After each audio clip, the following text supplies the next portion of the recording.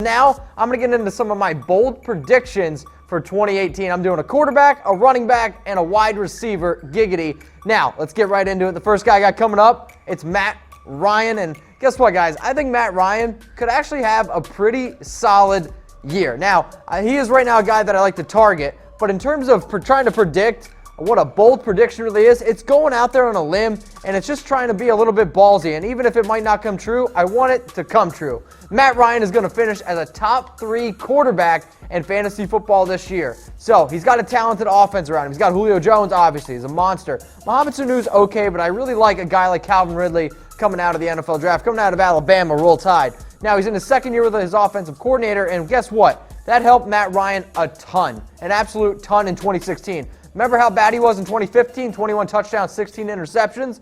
And then guess what? He got a second year in that offense, and that's when he came out and was the MVP in 2016, throwing for 38 touchdowns, 7 interceptions, 4,944 yards. So, second year. And now I'll be the first one to say I'm not crazy.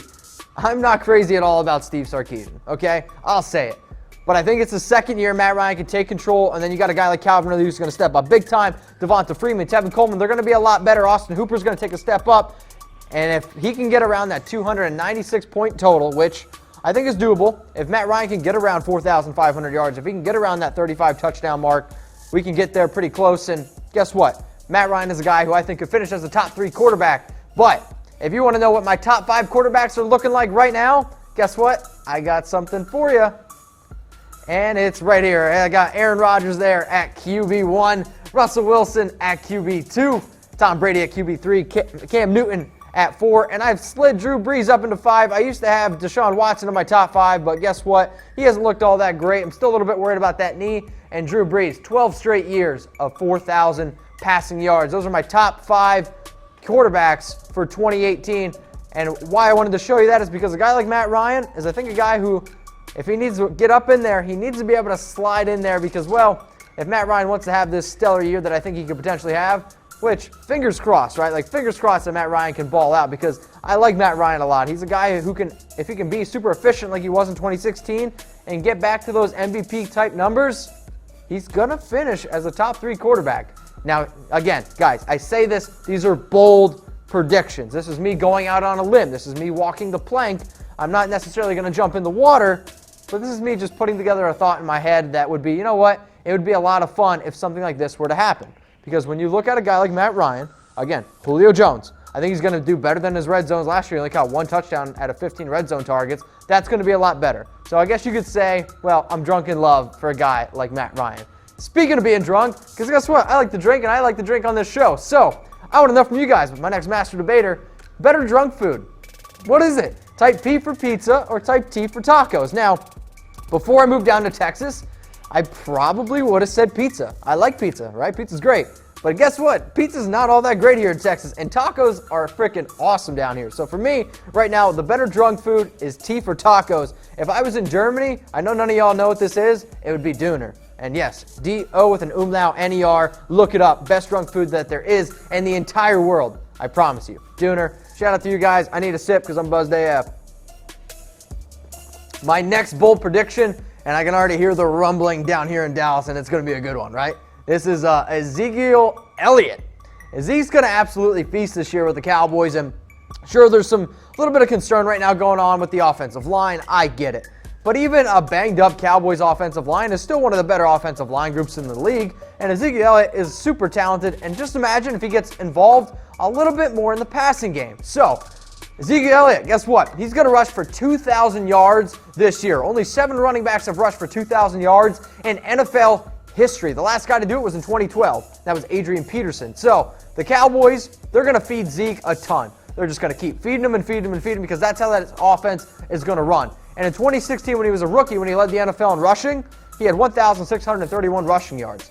Last year, yes, he only played in 10 games. He had 87 rushing yards, but he averaged 98.3 rushing yards per game. That led the NFL. That was 10 more than a guy like Todd Gurley, who was an absolute monster. If Zeke can get around, I'm going to say like 25 carries a game, which I think is doable for Zeke. And if he can get around, 5.0 yards per carry, 4.8 yards per carry. That's going to get him to that 2,000-yard mark, which, guys, I don't think is all out of the realm of possibilities because I'm telling you, the Cowboys are going to feed Zeke. So I want to give you guys my top 5 running back rankings because guess what? Zeke's in my top 5, and right now it's Le'Veon Bell at number 1. It's Todd Gurley at number 2. David Johnson now is 3 over Zeke at 4, and then it's Alvin Kamara at 5. Now, just because I have Zeke rushing for 2,000, that is just a bold prediction, but I want to know from you guys, how many rushing yards from Ezekiel Elliott in 2018? What's he going to finish with? Last year he finished with 987. The year before that, 1,631. He's basically been the best running back in terms of the groundwork the last 2 years. So, how many rushing yards for Zeke in 2018? Let me take a sip. I'm a little bit buzzed AF on Zeke. Have you guys seen these new beers? Like, look at this thing. This thing's literally open at the very top. Taking off the tops here on Fantasy Football AF. Okay, my last bold prediction I got for you guys. It's a wide receiver. And speaking of black holes, right? I got a wide receiver who plays in the black hole. And guess what? I cover the Raiders here at Chat Sports, so maybe I'm a little bit biased here, and maybe I just love Amari. But Amari is a guy that's super talented. Like, let's not forget that this guy is only 24 years old, and he's entering year 4. He's literally younger than a guy like Calvin Ridley, who's a rookie.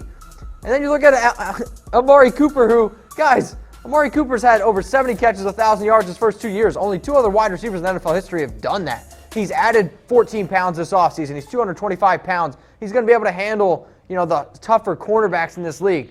Last year, Jarvis Landry was top 5, and he scored 260 points. Amari Cooper, I think he's going to finish as a top 5 wide receiver. John Gruden has already said that he plans to make him the focal point of the offense. And in John Gruden's offenses in the past, when you can get a guy who's the focal point, because wide receiver ones in John Gruden offenses are usually around the 26% target share. That's a high target share. Tim Brown, Raiders legend, has already come out and said that he thinks Amari could be around 120 catches. If Amari gets around 120 catches, guess what? You can bet your bippy that he's going to be a top 5 wide receiver. Bet your bippy was a thing my 80-year-old professor used to say in college, and I don't even know if he's still alive. God knows. All right, rest in peace if you are.